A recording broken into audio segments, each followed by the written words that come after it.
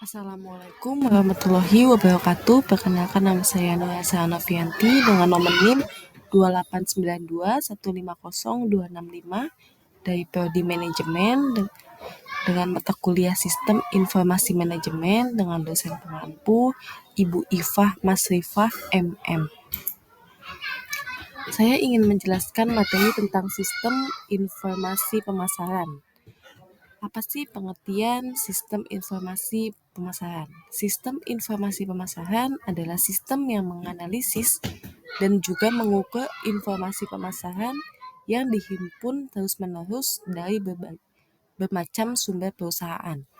Pada sistem informasi pemasaran ini juga tersedia informasi lain seperti penjualan, promosi, aktivitas pemasaran, survei pasar, dan hal lain yang masih berhubungan dengan bidang pemasaran.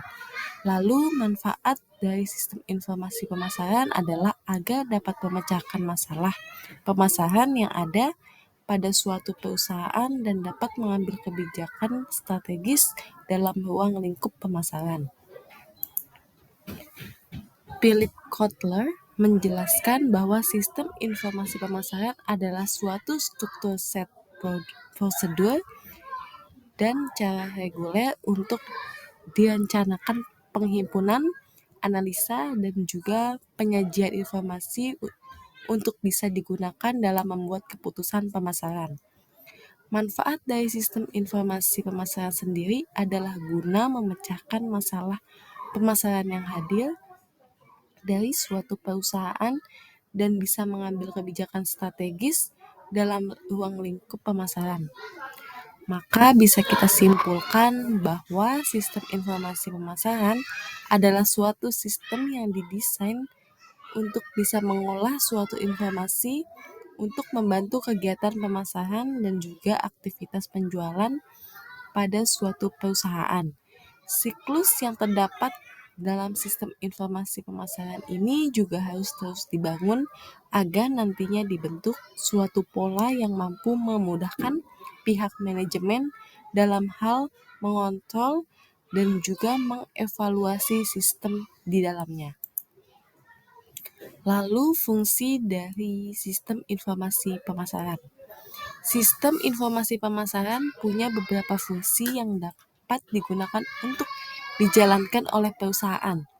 Fungsi sistem ini dapat mengindikasikan manajemen dari sebuah perusahaan akan terbantu dalam kegiatan pemasaran, baik itu secara langsung ataupun tidak langsung.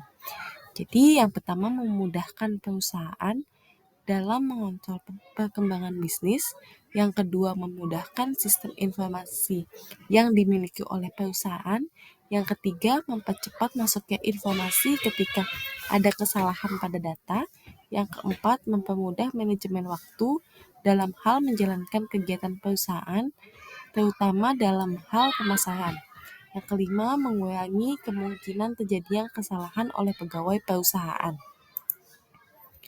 Lalu ada jenis sistem informasi pemasaran. Pada tahun 1966, Philip Kotler, seorang profesor di Northwestern University, pertama kali menggunakan istilah pusat saraf pemasaran untuk menggambarkan unit baru yang ada pada pemasaran. Kotler menyebutkan ada 3 jenis dari sistem informasi pemasaran, yaitu yang pertama, marketing intelligence. Jenis sistem informasi pemasaran yang pertama adalah marketing intelligence, yaitu proses menganalisis informasi berupa kegiatan pada pasar seperti memahami pergerakan pada pasar, sikap dan perilaku pasar, serta mengakses perubahan pada lingkungan bisnis. Yang kedua ada internal marketing information. Jenis selanjutnya adalah internal marketing information. Seperti namanya, proses menganalisis informasi ini diambil pada data internal atau data perusahaan itu sendiri. Yang ketiga ada marketing communication. Jenis terakhir adalah marketing communication atau komunikasi pemasaran. Komunikasi pasar ini adalah proses komunikasi perusahaan pada pasar. Contoh sederhananya adalah memberi tahu pasar eksistensi dari produk perusahaan berupa media iklan, pemasaran langsung, branding, kegiatan PR, presentasi sales, sponsor, media sosial, dan lainnya. Lalu ada model sistem informasi pemasaran. Yang pertama ada subsistem input pemasaran. Model pertama yang digunakan pada sistem informasi pemasaran adalah subsistem input pemasaran. Penelitian ini dilakukan dengan menghimpun data pada aspek operasi pemasaran penjualan, khususnya aspek yang berkaitan erat dengan konsumen dan calon konsumen. Data bisa diambil dengan menggunakan survei. Lalu yang kedua ada subsistem output pemasaran. Model sistem informasi pemasaran berikutnya adalah subsistem input pemasaran. Subsistem ini merupakan perangkat lunak yang dapat memberikan informasi pada manajer terkait produk perusahaan. Produk merupakan unsur utama yang harus ada dalam marketing mix dan perusahaan punya wewenang penuh dalam menyediakan produk untuk memenuhi keperluan pasar. Yang ketiga ada subsistem tempat.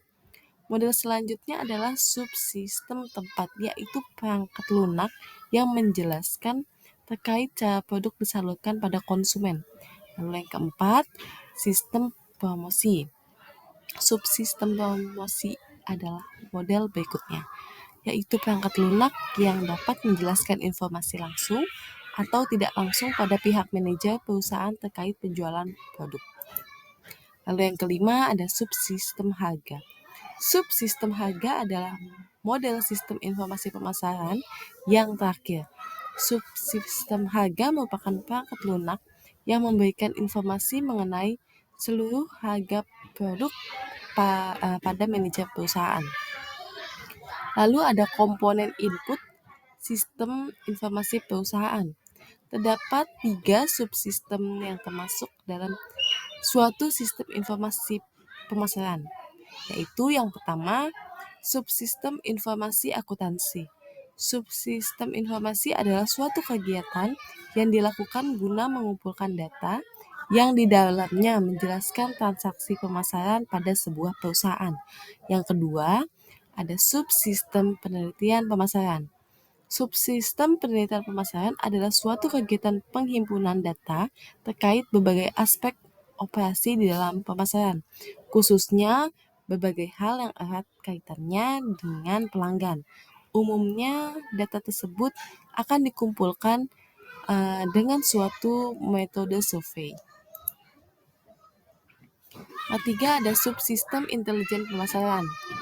Untuk subsistem intelijen pemasaran ini akan lebih berfokus pada penghimpunan data dan juga informasi terkait perusahaan kompetitor, termasuk kemungkinan adanya strategi benchmarking, karena kompetitor tentunya akan sangat ketat saat ini. Untuk itu data yang dihimpun harus lengkap dan akurat.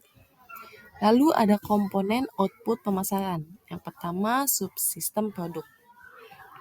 Sistem penelitian yang dilakukan di dalamnya harus bisa menyimpulkan terkait produk yang ingin dipromosikan. Sebagai contoh, kesimpulan yang diperoleh pada produk tersebut apakah bisa diterima dengan baik oleh konsumen atau tidak, serta apakah warna dan juga bentuk dari produk akan diminati oleh pelanggan. Dan itu contohnya.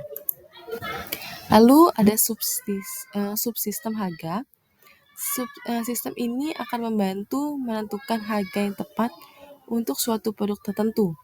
Harga tersebut nantinya bisa diperoleh setelah melakukan berbagai analisa yang dilakukan. Salah satunya adalah dengan cara membandingkan harga kompetitor baik itu dalam produk, substitusi, atau dalam hal produk komplementer. Lalu selanjutnya ada subsistem tempat. Riset dan juga penelitian harus dilakukan dalam hal memiliki lokasi pemasaran. secara tepat keseluruhan. Dalam hal ini bisa berdampak langsung pada penjualan yang menurun. Lalu selanjutnya ada subsistem promosi. Media promosi yang digunakan pun harus sesuai dengan target pasar dari produk yang dijual oleh perusahaan. Sistem informasi perusahaan harus mampu memberikan kesimpulan yang baik dalam merekomendasikan media promosi secara tepat. Lalu ada subsistem bauran integrasi. Pihak perusahaan juga harus ada melakukan penelitian serta informasi yang terkait dengan bauran terintegrasi atau kemungkinan adanya pengembangan dalam strategi pemasaran. Jadi pihak perusahaan harus selalu terbuka pada berbagai pilihan strategi pemasaran, termasuk di dalamnya melakukan marketing mix. Sekian presentasi dari saya ucapkan terima kasih. Wassalamualaikum warahmatullahi wabarakatuh.